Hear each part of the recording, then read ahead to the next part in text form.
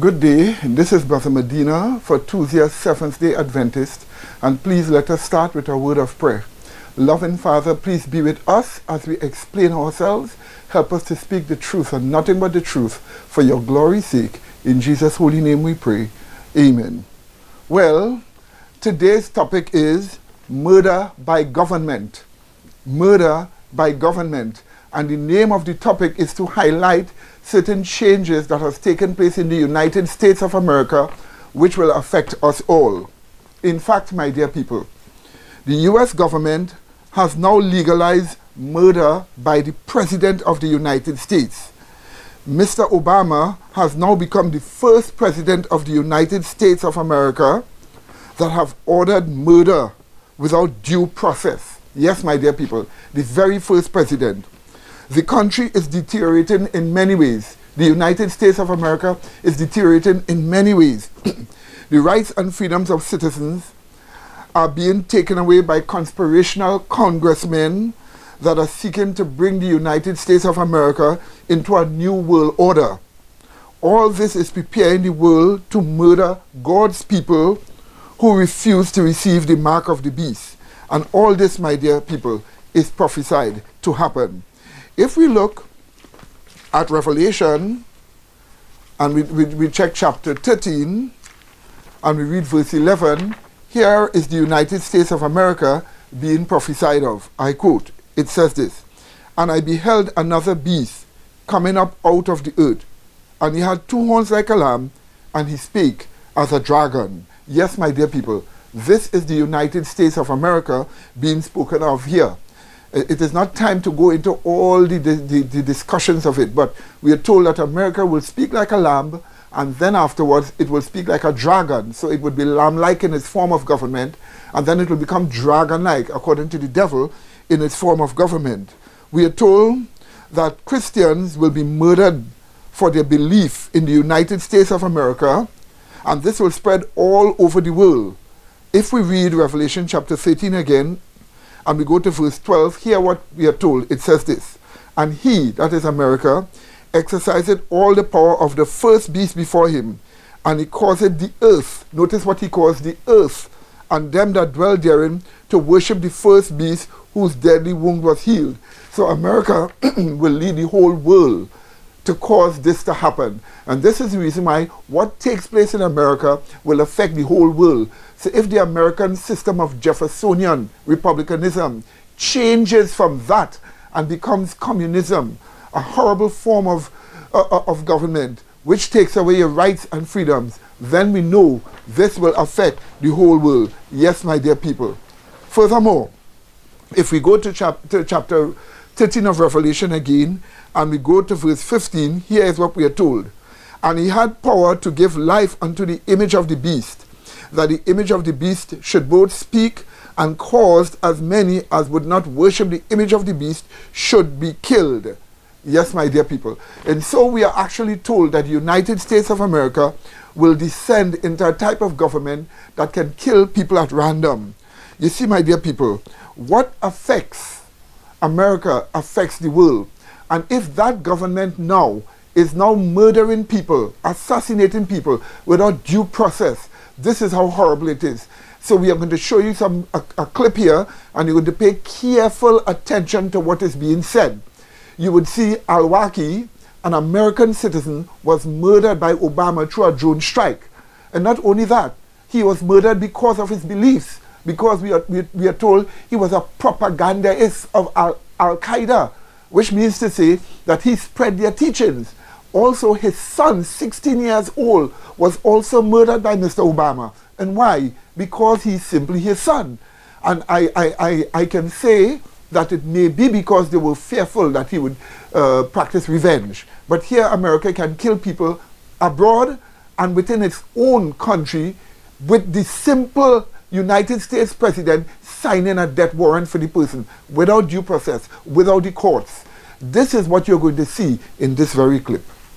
But when the president can kill whoever he wants, then he's not a president anymore, he's a king. To start assassinating American citizens without charges, we should think very seriously about this. There aren't even any charges filed against him other than what the president's people have publicly said about him. Can we just say that because of what we think he said to somebody in a foreign country, he's lost his right to life and American agents can just kill him? If the American people accept this blindly and casually, that we now have an accepted practice of the president assassinating people who he thinks are bad guys, I think it's sad. I strongly object to the president institutionalizing a policy that explicitly says that he has the authority to target American citizens because he believes they're bad people. You don't protect bad people because they deserve it. You protect bad people and go through the process because you think a lot about innocent American people never being treated in this manner. This is something that is this is major in many ways about following the rule of law. I can remember here at Fox arguing in the hypothetical whether or not the president could order an American killed, and everybody was recoiled at even the thought of it. Now it doesn't even make the front pages. What about the Constitution? What about life, liberty, and property? What about the very obligations imposed on the government in the document that created the government itself? Well, that's the whole point of the document in the Bill of Rights. Our ancestors tried to protect us against this omnipotent type of power. That was the whole idea. They said, look, the greatest threat to our freedom, the freedom of the American people, is this federal government that we're calling into existence. And to protect the people from this government, we're going to have the Bill of Rights and constitutional limitations. The Nobel Peace Prize winner has just announced and authorized that he has told the CIA that it can assassinate American citizens in direct violation of the Constitution's Due Process Clause, in violation of federal law, and in violation of treaties to which the U.S. is a party. The Due Process Clause to the Constitution states that no person, whether they're overseas or in the U.S., may be deprived of life, liberty, or property by the government without due process of law, which means a jury trial. He was never tried or charged for any crimes. Nobody knows if he ever killed anybody. There's no trial here. There is no judicial determination. It's some bureaucrat or team of bureaucrats that says, we have determined that that guy is guilty of terrorism, therefore we have a right to kill him.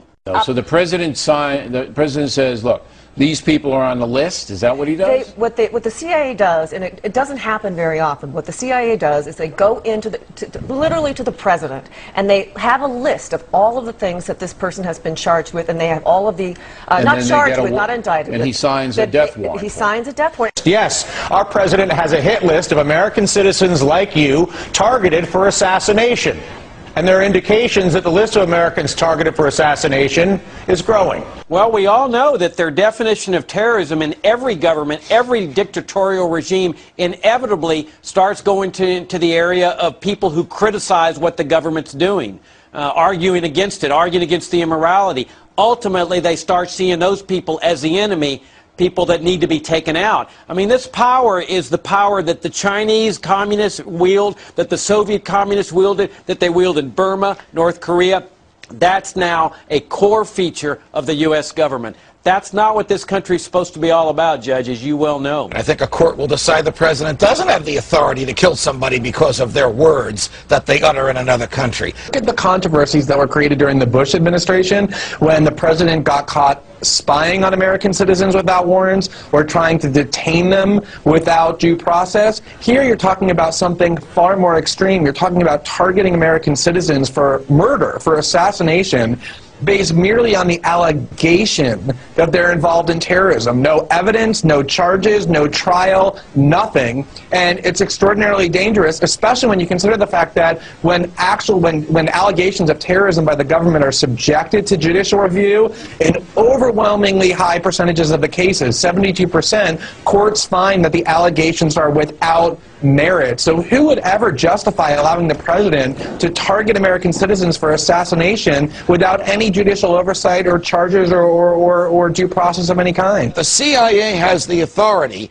to execute without charge, without trial, without jury, without judge, without appeal, American citizens that it considers dangerous simply because they're not located in the United States. Where do they claim to get this power from? The president's battlefield powers extend everywhere, even to places where there is actually no combat whatsoever. It's not just overseas, because notice that they've always claimed that the U.S. is part of this battlefield. That means implicitly that they're saying the CIA can now assassinate any American, not only overseas, but here, as long as they label him a suspected terrorist. Well, that's probably what will come next. Or potentially calling you or me a terrorist and trying to have us killed. During the 8 years of the Bush administration, the battle was over torture, whether they had the power to torture people that they labeled as terrorists with no trial. Now Obama's taking it one step further and saying, well, we don't need to deal with torturing people anymore. We just kill them. And well, as you point out, it extends to Americans now. By undermining the linchpin for protecting basic human liberty, President Obama is proclaiming that the executive branch of the government of the United States of America has the explicit right and authority to murder American citizens. The extra-constitutional CIA, which has been constantly expanding its powers since World War II, has been more than happy to carry out the executive's illegal orders. The Constitution to the United States was written to restrict the power of the federal government and to assign to it very specific duties. And among those duties is the implicit direction that the purpose of the government is to secure and protect the rights to life, liberty, and property. Based on 9/11, the government found the back door around those constitutional restrictions and saying, well, as long as we're at war, we can convert this crime, this criminal offense, terrorism, into an act of war at our option, and now we can do whatever we want. We're not constrained by the Constitution, the Bill of Rights. We can take out anybody. What they have to get back to is the basic rights and Constitution that say that political leaders in the United States cannot exercise power in an unchecked way. My topic for this evening is now it's assassination. What have we allowed ourselves to become? Are we no longer a nation of laws? Have we become instead a nation of men who make secret arrests? Are secret prisons now simply another tool of the federal government law enforcement?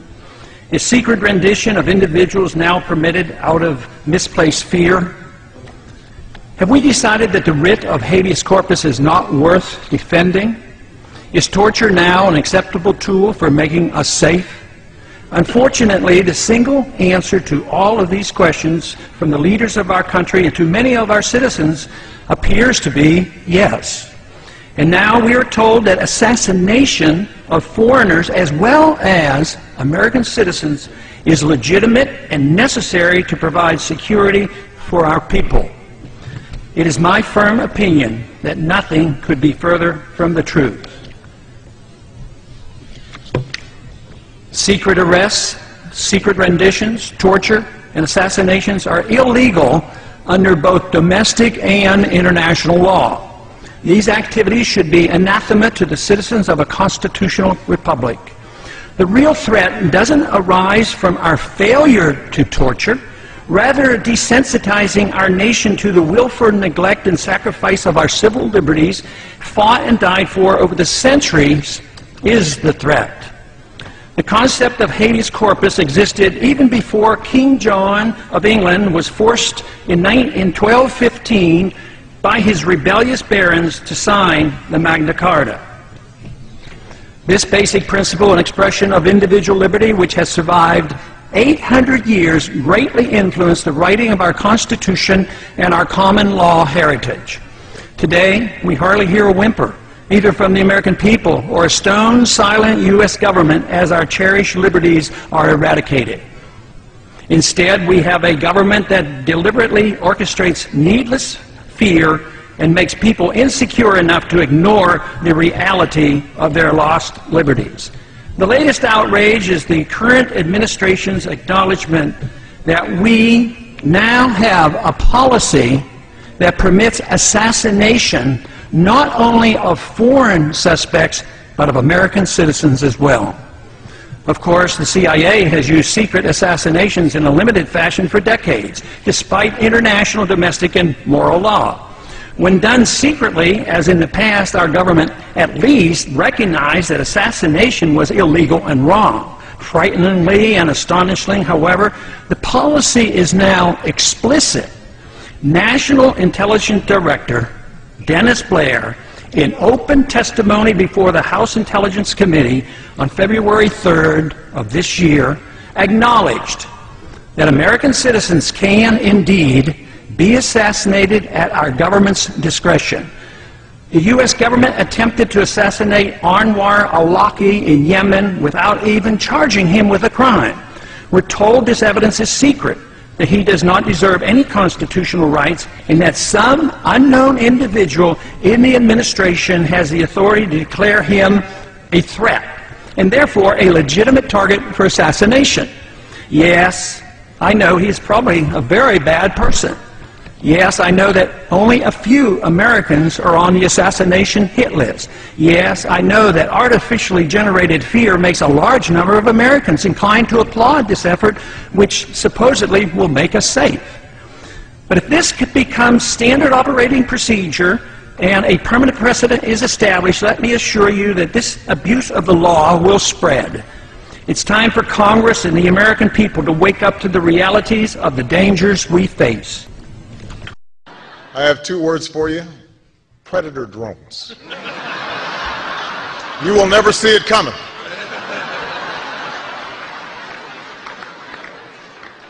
You think I'm joking? Yes, my dear people, even the police in the United States of America has been militarized to treat civilians as crimi terrorists. That's what they're calling them now, crimi terrorists. They're calling civilians crimi terrorists, and they have been trained by the Israelis.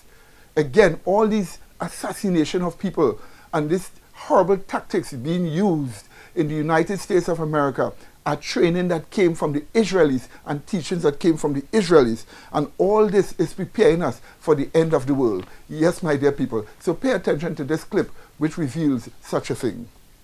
Local police are getting their hands on weapons and equipment from the military. The 2011 Department of Defense forked over $500 million worth of military machinery to local police departments. So is the government gearing up for Main Street to rise up? From our New York studio, writing fellow for the National Institute, Max Blumenthal joins us now. Welcome, Max. So pepper spray, as we've seen, is the weapon of choice for police these days, based on the video coming out of these Occupy Wall Street protests. What else is law enforcement getting their hands on these days? Well, first of all, I'm from the Nation Institute. I have to say that for my funders. But speaking of police funding, police have, as you said, just this year in 2011, received $500 million in surplus military weaponry from the Pentagon, which is authorized through the Pentagon's 1033 program. During the late 70s, Congress passed legislation called Posse Comitatus, barring the military from operating on American soil. And in the early 80s, there was an effort to circumvent that in Congress by arming police with military-grade weaponry. And now we're seeing that play out in the streets. People in the inner city in the U.S. have been experiencing this since the 80s, and now middle-class Americans in the Occupy movement are facing not only pepper spray, but things like the LRAD sound cannon, the long-range acoustic device, which can blast your cranium with 140 decibels, shaking your skull so hard even earplugs won't stop it. And as I reported for Al Akhbar English, this weapon has been tested on Palestinians in the occupied West Bank by the Israeli army. So civilians in the U.S. are now up against basically military-style policing. So it sounds like you are calling this a militarization of the police force. Why is it happening, and what is behind it? Well, it's been happening since the war on drugs, and what's behind it is a mentality among our police forces, our local police, that views common civilians, protesters, and common criminals, or as common criminals. And as I reported for Al Akhbar English in my piece, The Israelification of American Domestic Security, the former head of the Israeli Shin Bet intelligence services, Avi Dichter, who's accused of war crimes against the Palestinians, spoke beside FBI Director Robert Mueller at a police convention, at a convention before 11,000 top law enforcement officers. And after Mueller called Dichter his mentor in counterterrorism, Dichter urged American police to see to view their opponents, those they seek to arrest, as crimi-terrorists. In other words, to blur the line between common criminals and terrorists. So what we're seeing is not only a legal blurring of the lines between criminals, terrorists, and protesters, but something in the mindset of American policing and in their training, in which the civilian population is viewed as a hostile and menacing force that can be acted against with military-grade weaponry. But why are we seeing this attempt to crack down on everyday civilians? Why are we seeing this overwhelming police response to peaceful protesters? Almost, I mean, you're calling it like this military reaction. It's almost as if we're in a war zone and they're responding to terrorist threats. Why treat civilians like they're terrorists?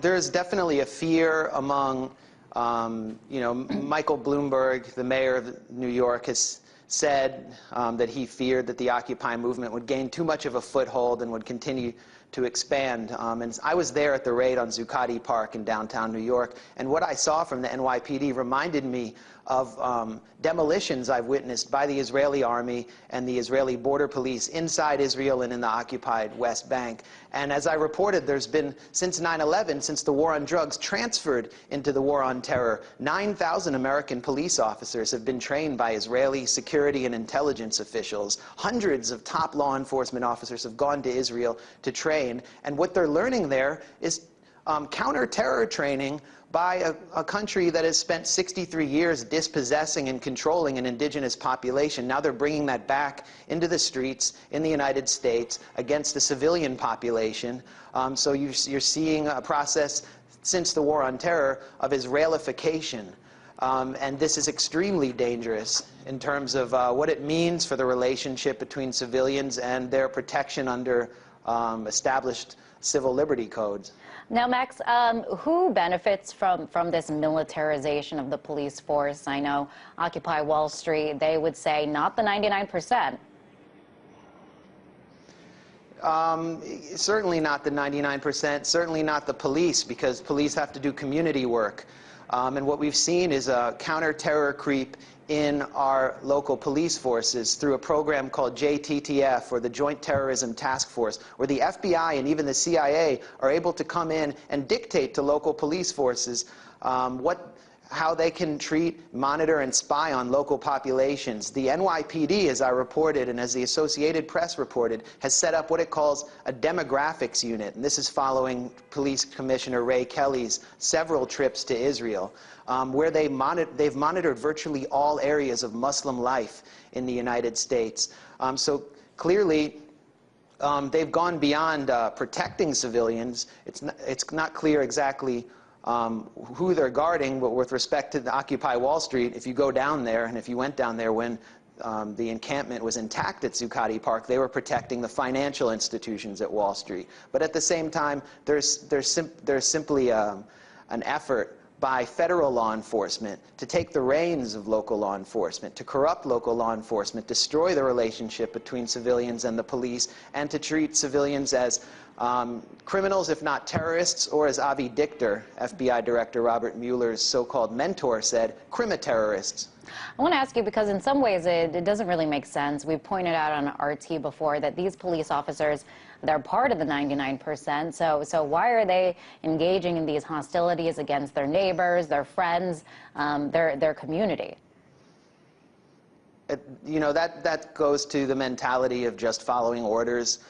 I've seen chants during Occupy Wall Street demonstrations at the police asking them to join the protesters, and that's simply impossible and disregards the position that police are put in. They're basically working people. So what this really goes to, and what I'm trying to show through my reporting, is the mentality of federal law enforcement leaders like FBI Director Robert Mueller and Ray Kelly, who has bragged that he has a weapon that can shoot down a combat jet, of militarizing their police forces and putting police officers who are working people, who are members of local communities, in impossible positions where they have to treat their neighbors as criminals and terrorists or crimi-terrorists. And this demographics unit that I mentioned that the NYPD has set up. And by the way, the NYPD refuses to disclose the CIA refuses to disclose the name of the former CIA Middle East station chief who is in the senior ranks of the demographics unit.